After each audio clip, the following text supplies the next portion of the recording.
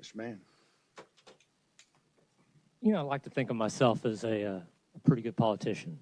And in this situation, what a good politician does is, since it's in his neighborhood, he votes against it, regardless of how situation is going to go.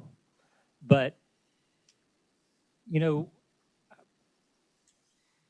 occasionally you take a look at a situation and you think, what is actually really right? What is versus what is politically expedient? And this is one of those situations where I think I'm going to change my mind and do what in my heart what I think is right. So I'm going to vote for this. And it's not that I'm voting against the people in my community who believe that this should be opposed. Thank you for coming out. I mean, I was in that seat years ago, you know, so I completely understand your position.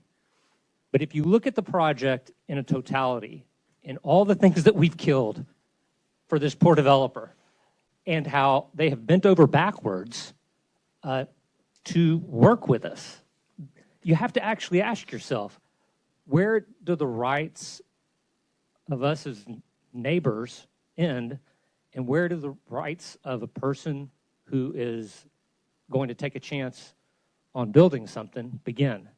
And in this situation, I firmly believe that we should approve this because in the balancing act of this one, I think that the developer has worked with us more than honestly that they should have. So thank you very much. I was initially against this, and then when kind of went through the process, saw what they were putting in, saw the concessions made, saw the final product, and eventually, you're right. I mean, it's land.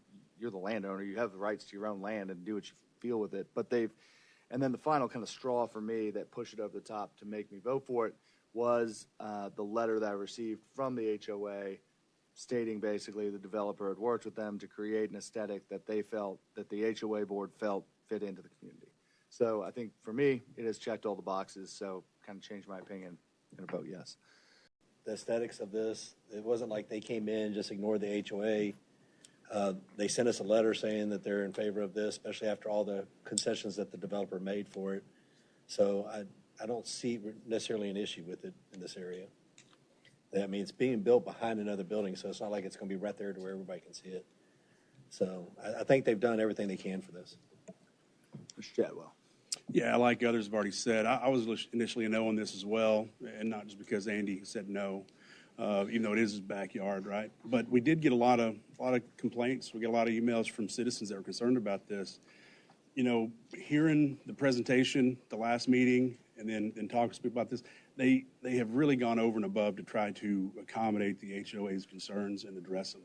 So I think if you're going to, you know, put something up that's kind of unfavorable or less than desirable, you know, this is kind of a model of how you can influence, you know, those that make decisions, also those that are in that neighborhood, right? So great job for the presentation. It changed my mind. So I'll be a yes on this one.